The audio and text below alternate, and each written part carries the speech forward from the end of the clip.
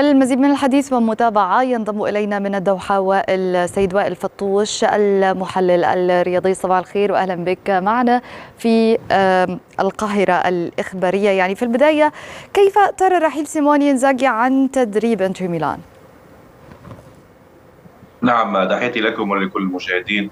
أعتقد أنه خبر رحيله لم يكن مفاجأ حتى قبل نهائي دوري الأبطال، أنه الصحف الإيطالية من لا جازيتا ديلو سبورت وحتى الصحف السعودية أكدت أن هناك عرض كبير جدا من الهلال، وأن نهائي الشامبيونز ليج قد يكون لقاء الأخير. وبعد النهائي وبعد النتيجة الثقيلة أعتقد أنه العلاقة بين إنتر وإنزاغي انتهت، وبالتالي رحيله متوقع لأسباب كثيرة، من بينها أيضا عدم تلبية الإدارة في السنوات الأخيرة حاجية المدرب في سوق الانتقالات، وايضا العرض المغري من الهلال السعودي. كل عوامل ساهمت في رحيل مدرب قدم الكثير ويبقى علامة فارقة في تاريخ الأميرة السعودية. يعني بالحديث عن السعودية أو عن الهلال السعودي، يعني بحسب تقارير إعلامية اقترب إنزاغي كثيرا من تدريب الهلال السعودي.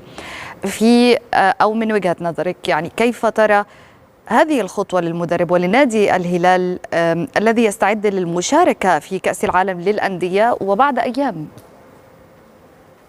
نعم، أعتقد أنه خطوة مثالية بالنسبة للنادي السعودي. تعاقد مع مدرب من أحسن المدربين في السنوات الأخيرة في القارة الأوروبية، مدرب صحيح يعتمد على أسلوب مغاير و3-5-2 غير متعود يلعب في نادي الهلال، ولكن هو اسم كبير جدا. أيضا بالنسبة لسيموني إنزاغي، للأسف الشديد كنت أتمنى أن يواصل أكثر في، لأنه ما زال في بدايته كمدرب، ولكن هذا الخيار هو مسؤول عنه في نهاية المطاف. لكن طموح الهلال بأن يفوزوا بعد ذلك بالدوري ابطال اسيا والدوري الركن السعودي قد ليس عليه المدرب والنادي السعودي، لكن الصفقه بالنسبه للهلال كبيره وكبيره جدا.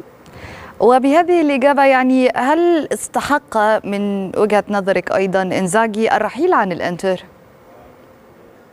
أعتقد أنه إنزاغي بعد 4 سنوات حقق فيها السكوديتو وأيضا كوبا إيطاليا مرتين والسوبر الإيطالي، مسيرة كبيرة جدا، مسيرة لا تستحق المغادرة بهذا الشكل في اعتقادي. كان يمكن يغادر ربما بلقب كثير، أن يستمر مواسم أكثر، لأنه من أنجح المدربين مع الإنتر، خاصة أنه عمل في ظروف اقتصادية صعبة. الذي لم يوفر له أي شيء تقريبا، لهذا كنت أتمنى أن يغادر إنزاغي على الأقل بلقب الأبطال أو السكوديتو.